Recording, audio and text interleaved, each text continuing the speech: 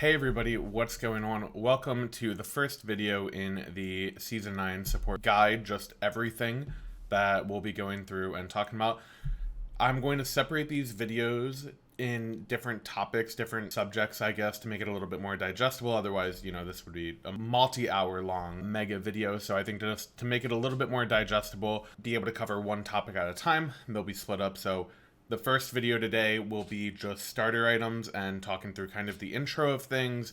We'll go through relics separately, and then we'll have another video with items and glyphs, as well as have a video on map play, how you rotate around the map, how you farm, how you play team fights, that sort of stuff. Combine those into a couple other videos as well. So, of course, it'll be mostly focused around what we know about the meta and what's going on right now. The time I've recorded all these videos is somewhere between patch 9.8 and 9.9. Because of that, of course, it'll be biased by what items are good in the meta at that time, what gods are good in the meta at that time, kind of how the game is played. But hopefully, I want to talk about more overarching themes about, why the support role does play the way it plays, why, not necessarily what's good, but more why it's good, like understanding why you make the decisions that you make, understanding, why the role needs to play a certain way or how you can be impactful for your teammates. That's really what I want to focus on, is the why and not the what, if that makes sense. So hopefully when you guys are going through,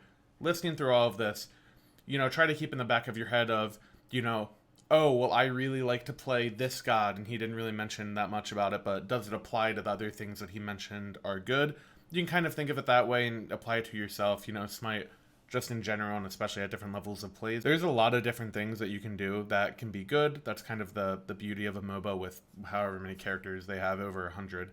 While I am focusing on what I think is, kind of the cream of the crop and the best way to do things, you can also, add your own style, your own flair to it, and kind of take that as you will. Overall, the entire guide should be a little series. Hopefully it is palatable enough so that it is able to kind of understand what I'm saying. I'm going to go pretty in-depth. So, whether you're a new player or you are a very experienced player who is maybe, diamond level, trying to, play competitively or something like that in like weekly tournaments, whatever your level of play is, whatever you want to accomplish, hopefully there's information in here that is helpful to you. And if not, hopefully it's just interesting to kind of check out. So yeah, enjoy it. Let me know what you guys think. Give me a comment on things I could do better, things that, maybe you think I didn't address that you're curious about. I'll do my best to get to all the comments, but yeah, let me know. Thanks for watching, guys.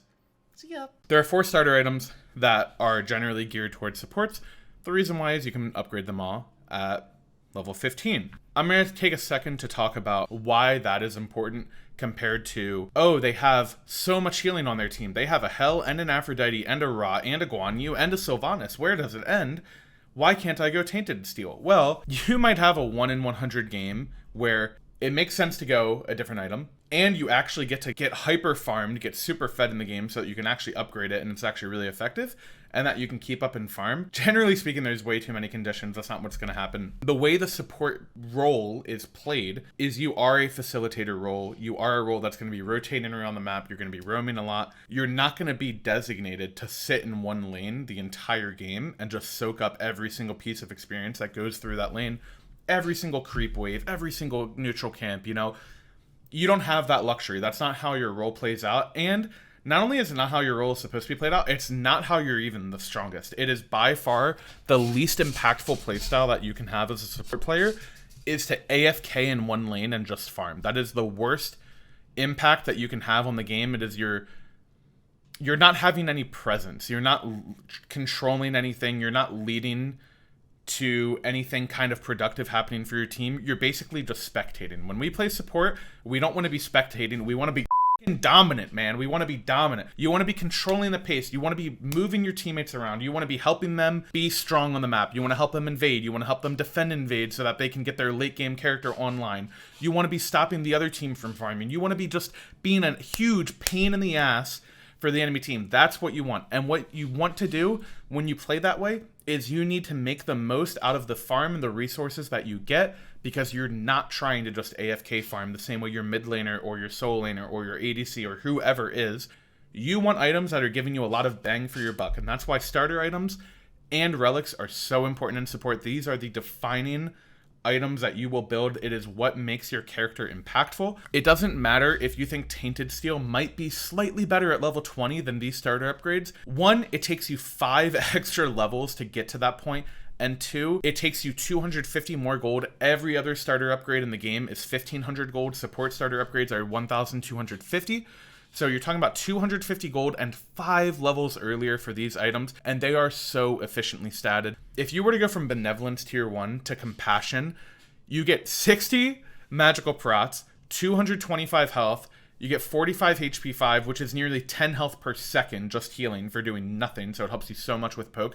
And then it basically gives you infinite mana as well from the 15 MP5, along with other items that you're going to have built. It's so much sustain, it is so much personal defense, and it is the best aura or second best aura in the entire game for mitigating damage. And it gives you passive gold per 5. I understand some people are like, oh, well, now that they changed it to only the lowest in your team, what if my teammate's having a bad game? It doesn't matter. Eventually, the later the game goes, you will be the least farm because it's going to be your job to sit around objectives, ward them, basically just show presence, make sure that the other team can't advance on you guys deep in your jungle, get ward pressure, you know, zone you out, that type of thing. Or you're just going to be sitting there sieging, doing whatever. You're not going to be getting a lot of farm in the late game. Creeps and everything, they scale up their tankiness. It's going to make it harder and harder and harder for you to clear waves, to clear jungle camps. Eventually, you will be the lowest gold on the team. It doesn't matter if you're not the lowest at level 15, because at level 15, there is not a more efficient defense and aura item that you could build in the game than any of these starters. Build them every game.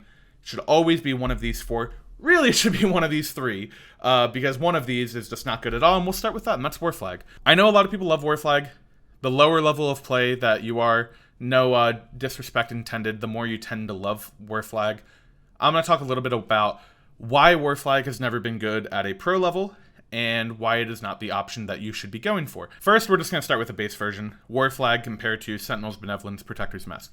War Flag is the best of all 4 of these in the 2v2 laning phase. It is definitely the best for fighting, and it is definitely the best for just kind of having a power spike in the lane.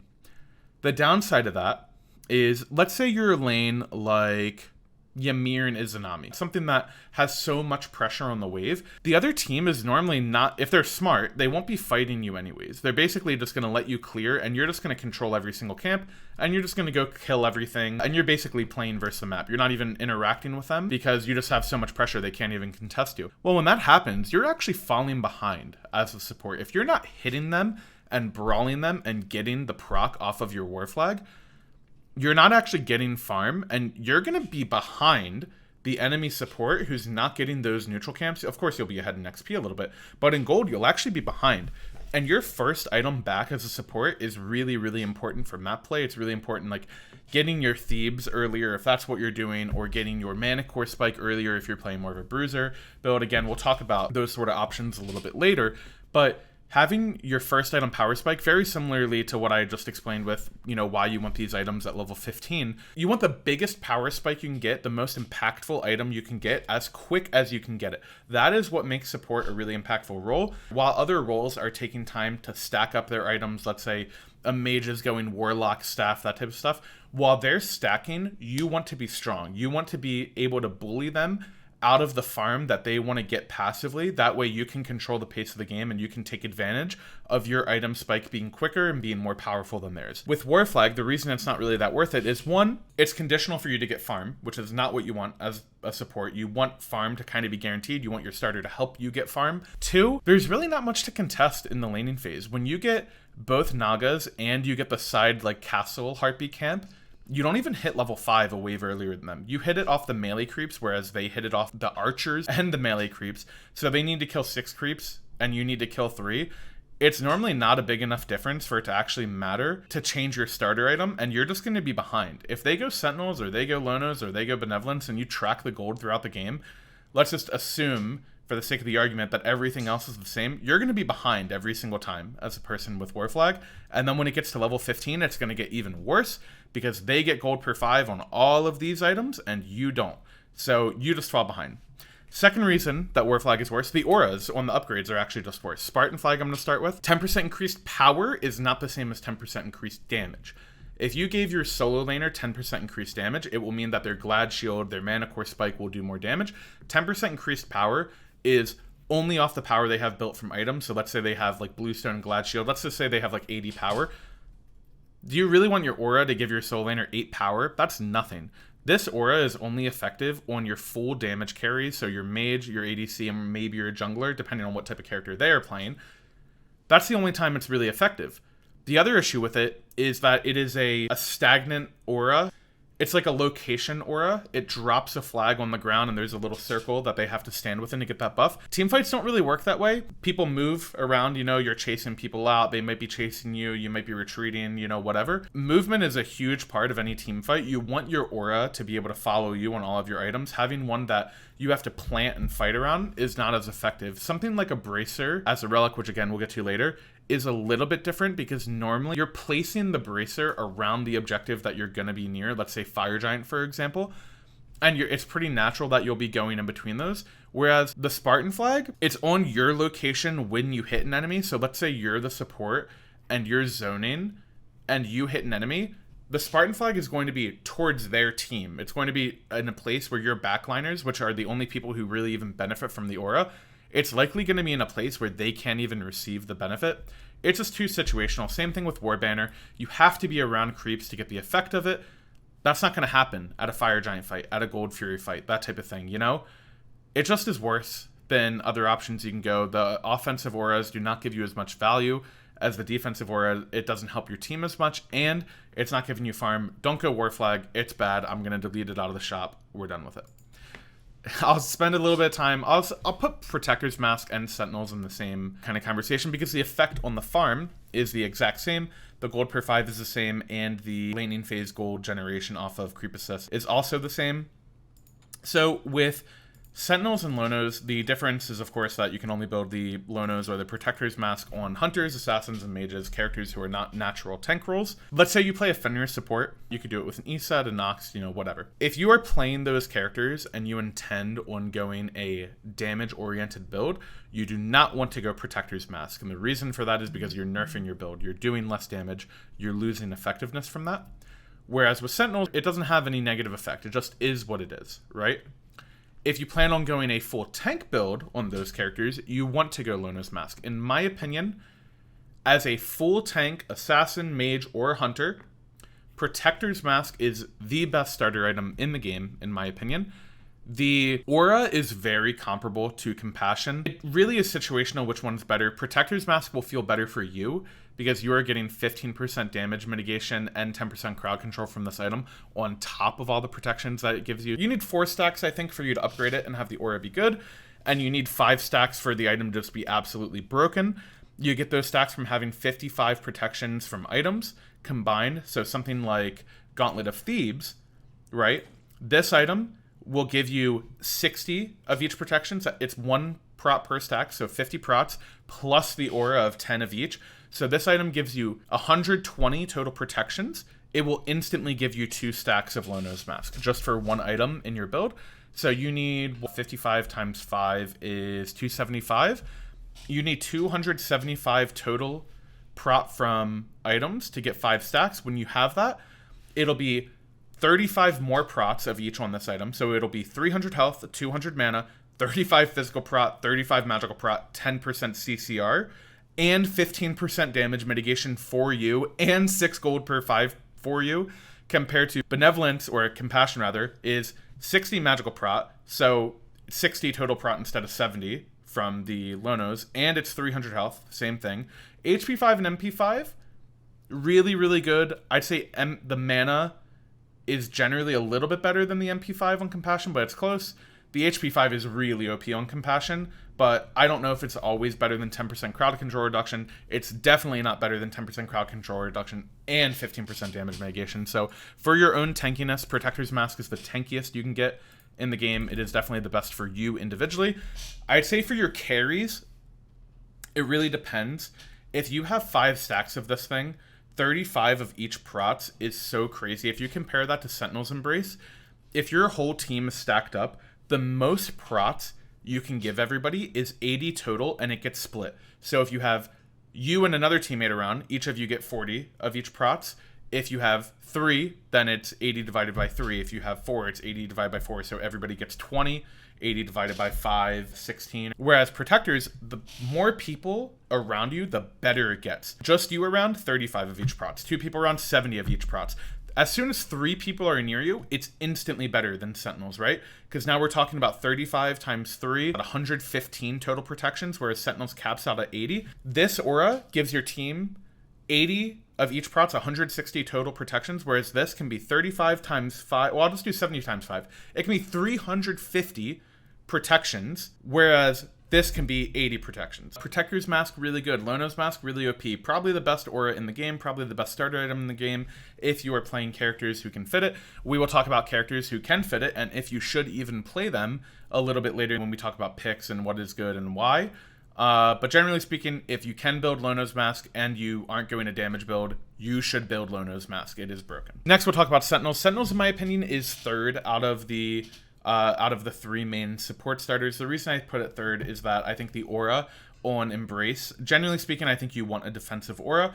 It's the weakest of the 3, the Sentinel's Embrace aura. It's also the worst for your own individual defense, unless you are alone or only around one other person, in which case it is actually better than both Compassion and Sentinel's Boon. But the more people who are around you, which will tend to be a good bit, in later game team fights, the worse it gets for you individually. It's still a good aura though. It's still very effective for your carries. Let's say you have a team comp where your solo laner and jungler are going to be really hard diving and you're basically playing 2 separate fights. They're playing, 2 versus the enemy backline and you're playing 3 versus the enemy front line with you, your mage, your ADC. It's really strong in those scenarios. Sentinels is an item that I generally think you only want to build for 2 reasons. 1, the aura from Compassion will make it so that you can't blink because you're in combat whenever your teammates take damage. It interrupts you playing blink characters. So let's say you're something like Kabrakan and you want to have blink, or you're something like Geb or Sylvanas, you want to have a blink out.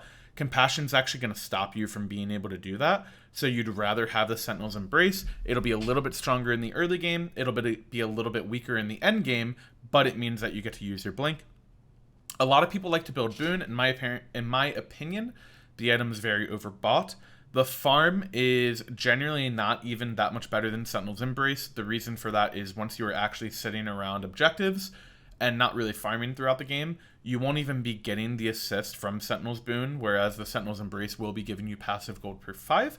So generally the farm is a little bit worse. And for the Sentinel's Boon, this is the only time I would build Sentinel's Boon. You are ahead, you want to close out the game quick, you have Fire Giant, you're getting ready to siege, you back, and you're getting your starter upgrade, and you're making the choice between Sentinel's Embrace and Sentinel's Boon. I would take the Sentinel's Boon, so that on a siege, you heal a lot per creep assist. Per minion that gets killed, you'll get anywhere from like 80 to 120 health per creep killed, depending on your build.